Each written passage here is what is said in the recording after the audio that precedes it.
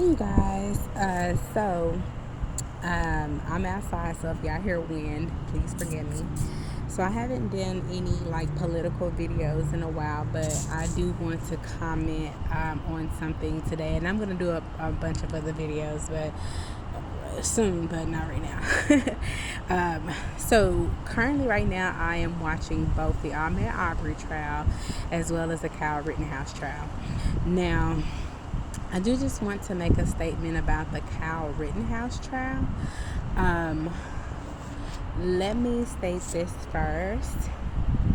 Every adult that was around him before, as well as while he was there in Kenosha, as well as after, failed him.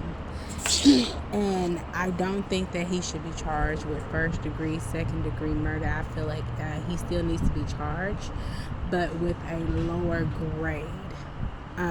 Maybe like reckless homicide or whatever the laws would be in Wisconsin for like for some sort of maybe like a reckless homicide, something like that. Um, First of all, how he got the gun was his 18-year-old friend bought him the gun, even though they knew that he could not legally buy the gun himself. So that's problem number one, where an adult failed him and just pretty much should have told him no. There's no way in hell, if my son was 17, 16, that I would go out and purchase a gun for him illegally. And for parents that do that, CPS need to be on your ass. Just letting you know right now. Because you need to abide by the law, not lean on your own understanding. Okay? He was not trained. The most that and I mean not trained by your best friend around the corner, because he did do some of that. He did do some target practice, but I mean proper gun safety.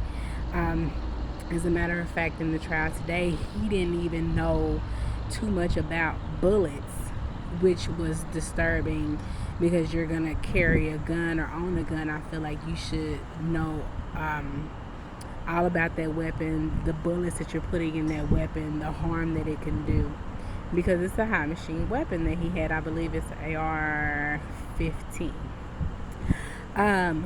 Next, at the beginning of this trial, we found out, and one thing that I do appreciate is that Kyle Rittenhouse was trying to turn himself into the police.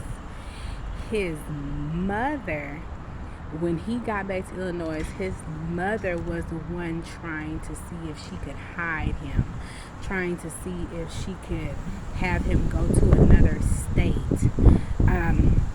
That for me is disturbing, because the mom was about to get ready to aid and abet his crime. So I don't understand why well, let me say this also. She also dropped him off in Kenosha. They live in Illinois. Dropped him off in Kenosha, Wisconsin. So I guess it's probably like a 30-minute drive, something like that. But still, why would you as a mother drop your 17-year-old child off in a dangerous situation? I have no clue. So that's another failure of an adult in his life. Also, the police officers that night, we heard from several witnesses saying that policemen shoved the protesters towards the armed militia that was there. They were also responsible for these killings. I feel like the families of both people that were shot, as well as the man that was injured, they should definitely have a civil lawsuit against the police department and anybody else that they can sue. Let me see what else that we learned. So the policeman, also the owner of the car dealership that they were so-called protecting, he needs to be reprimanded too, because really you should have allowed the policeman, and policemen did testify there was enough services to help protect what needed to be protected that night. So you didn't need an armed militia in the street. But apparently, I guess the owner of Car Source needed an armed militia to protect his business. No one ever asked Kyle. Well, I believe people did ask him, because people did testify saying that they did ask him how old he was, but he kind of gave an answer, but not really an answer, but he alluded to the fact that he may have been over 18, even though he wasn't.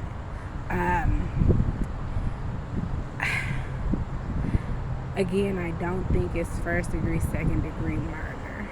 I do believe it's a lower charge.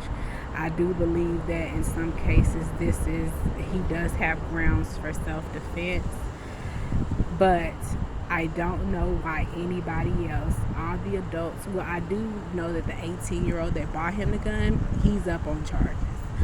I'm not so sure about his mom.